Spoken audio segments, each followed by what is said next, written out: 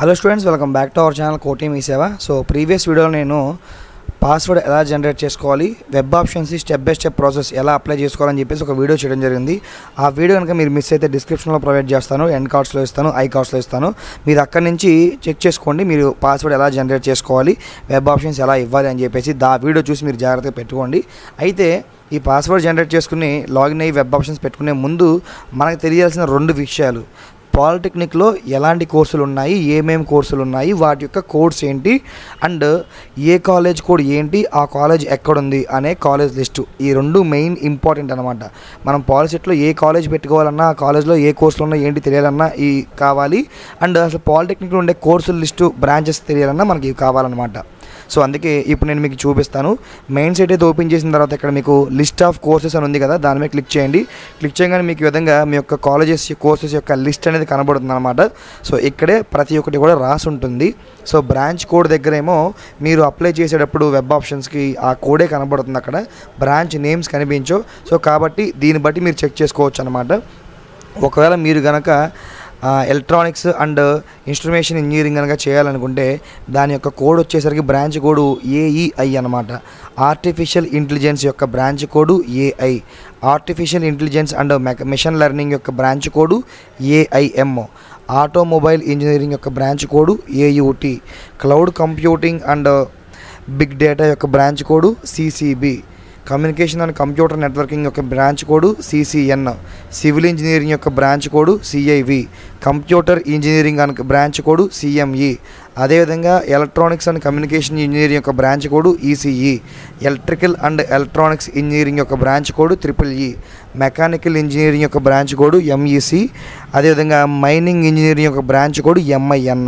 So ఈ విధంగా మీరు ఏ బ్రాంచ్లో జాయిన్ అవ్వాలనుకుంటున్నారో చూసుకుని రైట్ సైడ్లో, లెఫ్ట్ సైడ్లో ఉన్న వాటి యొక్క కోడ్స్ ఏవైతే ఉన్నాయో బ్రాంచ్ కోడ్లు, ఆ కోడ్లు రాసుకోండి అనమాట. సో సిఎంఐ అంటే కంప్యూటర్ ఇంజనీరింగ్ అండ్ ఐఓటీ అనమాట. కంప్యూటర్ సైన్స్ అండ్ ఇంజనీరింగ్ వచ్చేసరికి సిఏఐ అనమాట. సో ఈ విధంగా మీరు బ్రాంచ్ కోడ్లు ముందు గుర్తుపెట్టుకోండి, ఒక పేపర్లో రాసుకోండి. సో దాన్ని బట్టి మీరు ఏ బ్రాంచ్కి వెళ్ళాలనుకున్నారో అనేది ఆ బ్రాంచ్ కోడ్ బట్టి మీరు డిసైడ్ అవ్వచ్చు. సో ఇది స్టెప్ 1 అనమాట. స్టెప్ 2 ఏంటిదంటే కాలేజెస్ కోర్స్ లిస్ట్ అనమాట, కాలేజెస్ లిస్ట్ అనమాట. సో ఏపీలో మనకి చాలా కాలేజెసే ఉంటాయి. సో దానికంటే ముందు మీరు చేయాల్సింది ఏంటి, పర్టికులర్గా మీరు కొన్ని జిల్లాలు ఇది చేస్తారు కదా, ఎంచుకుంటారు కదా. సో స్పెసిఫిక్గా ఈ జిల్లాల వరకు మాత్రమే నేను మా అబ్బాయిని పంపిద్దాం అనుకుంటున్నా, ఈ జిల్లాలో అయితే నేను చదవాలనుకుంటున్నాను మీరు కొన్ని అనుకుంటారు. సో అప్పుడు ఇక్కడ మీరు ఏం చేస్తారంటే ఈ ఎక్సెల్ని అయితే డౌన్లోడ్ చేసుకోండి. ఇది కూడా డిస్క్రిప్షన్లో ఇస్తాను నేను. సో ఇక్కడ డిస్ట్రిక్ట్ నేమ్ దగ్గర సెలెక్ట్ చేసి మీరు ఇక్కడ అన్ని టిక్ చేసి ఉంటాయి, దీన్ని అన్టిక్ చేసి కేఆర్ఐ అంటే కృష్ణ అనమాట. ఓన్లీ కృష్ణ మీద క్లిక్ చేస్తే మీరు కృష్ణా జిల్లాలో ఉన్న కాలేజెస్ లిస్ట్ అంతా కూడా కనబడుతుంది ఇక్కడ, ఇంక్లూడింగ్ కోర్సెస్ ఫీజుతో సహా కనబడుతుంది.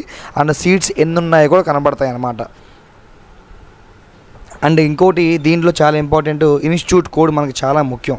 వెబ్ ఆప్షన్స్లో ఎప్పుడు కూడా వాళ్ళు కాలేజెస్ నేమ్స్ అయితే మనకు ప్రొవైడ్ చేయరు, జస్ట్ ఇన్స్టిట్యూట్ యొక్క నేమ్స్ మాత్రమే ప్రొవైడ్ చేస్తారు. ఫర్ ఎగ్జాంపుల్ ఇక్కడ మనకి Dhanekula institute and engineering technology ఉంది, అది విజయవాడలో ఉంటుంది ప్లేసు, కృష్ణా జిల్లా కింద వస్తుంది. అది ప్రైవేట్, గవర్నమెంట్ కాదు. దాంట్లో ఫీజు మనకి సివిల్కి 33 సీట్లు ఉన్నాయి, 25,000 వరకు ఉంది. అదేవిధంగా ధనేకులలో అదేవిధంగా సిఎంఈకి అయితే 132 సీట్లు ఉన్నాయి, అది కూడా 25,000 అలా ఉన్నాయన్నమాట. సో ఇది మొత్తం ధనేకుల ఒక కోడ్ వచ్చేసరికి డిహెచ్ఏఎన్ అనమాట. అదేవిధంగా దివిసీమ పాలిటెక్నిక్ ఉంది, డిఏఏడి, దీని యొక్క కాలేజ్ కోడ్, ఇది అవనిగడ్డలో ఉంటుందన్నమాట. సో అదేవిధంగా గవర్నమెంట్ పాలిటెక్నిక్ గన్నవరం ఉంది, సో ఇది కృష్ణా జిల్లా కింద వస్తుంది. జీఓవి అని ఉంటే గవర్నమెంట్, ఇవన్నీ కూడా.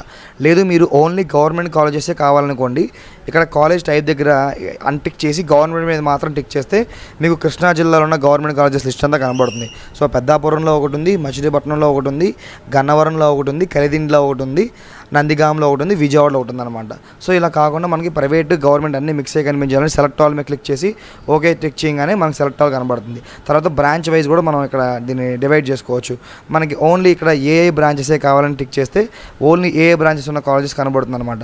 అలా కాకుండా మనకి సిఎంఈ బ్రాంచెస్ మాత్రమే కావాలని చెప్పేసి మీరు సిఎంఈ మీద టిక్ చేస్తే, జస్ట్ ఓకే చేస్తే మీకు సిఎంఈ బ్రాంచెస్ ఏ కాలేజెస్లో ఉన్నాయి అండ్ అది ఏ ఊర్లో ఉంది ఎక్సెట్రా డీటెయిల్స్ అనేవి కనబడతాయి. సో మెయిన్లీ నేను మీకు ప్రిఫర్ చేసేది ఏంటంటే ఏంటంటే మీరు ఏ కాలేజెస్కి వెళ్ళాలనుకుంటున్నారో ఆ కాలేజెస్ యొక్క నేమ్స్ అనేవన్నీ కూడా ఒక లిస్ట్ అవుట్ ప్రిపేర్ చేసుకోండి.